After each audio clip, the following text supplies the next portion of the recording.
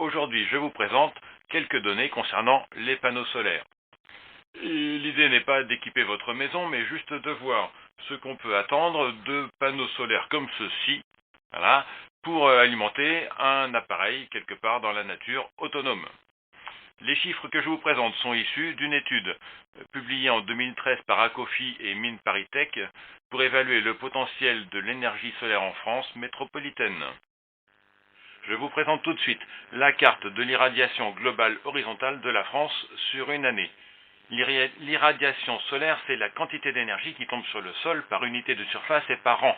Elle est exprimée en kWh par mètre carré, et on voit qu'elle varie de 1100 à 1650 kWh par mètre carré entre le Nord-Pas-de-Calais et la Provence-Alpes-Côte d'Azur. Il n'y a pas de grosses variations d'une année à l'autre, c'est moins de 5%. L'étude donne la répartition mensuelle de cette irradiation globale pour les zones Nord-Pas-de-Calais et Provence-Alpes-Côte d'Azur.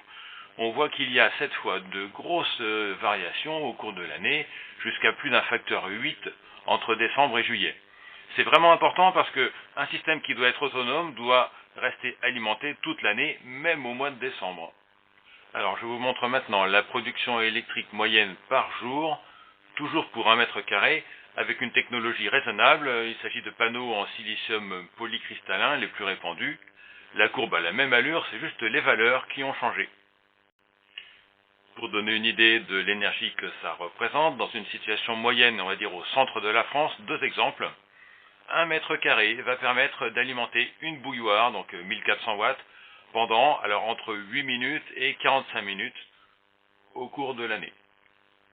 De la même manière, 1 mètre carré va permettre d'utiliser une télé ou un ordinateur 180 watts pendant 1 heure en décembre jusqu'à presque 6 heures en juillet. Alors pour revenir à un appareil autonome, 1 mètre carré, ça fait grand. Ce petit panneau solaire fait 110 par 110, il est donné pour 2 watts en 12 volts et en plein soleil, il les produit vraiment. Mais on a vu que ça peut chuter très vite en fonction des conditions.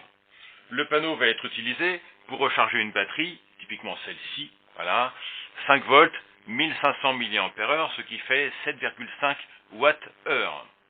Voilà maintenant la courbe de ce que peut délivrer ce panneau dans le Nord-Pas-de-Calais et en Provence-Alpes-Côte d'Azur. Et on voit qu'une charge complète de la batterie est possible pendant 5 à 7 mois, une demi-charge en 8 à 11 mois, et il y a 4 mois vraiment qui peuvent être plus difficiles dans le Nord-Pas-de-Calais, surtout décembre-janvier.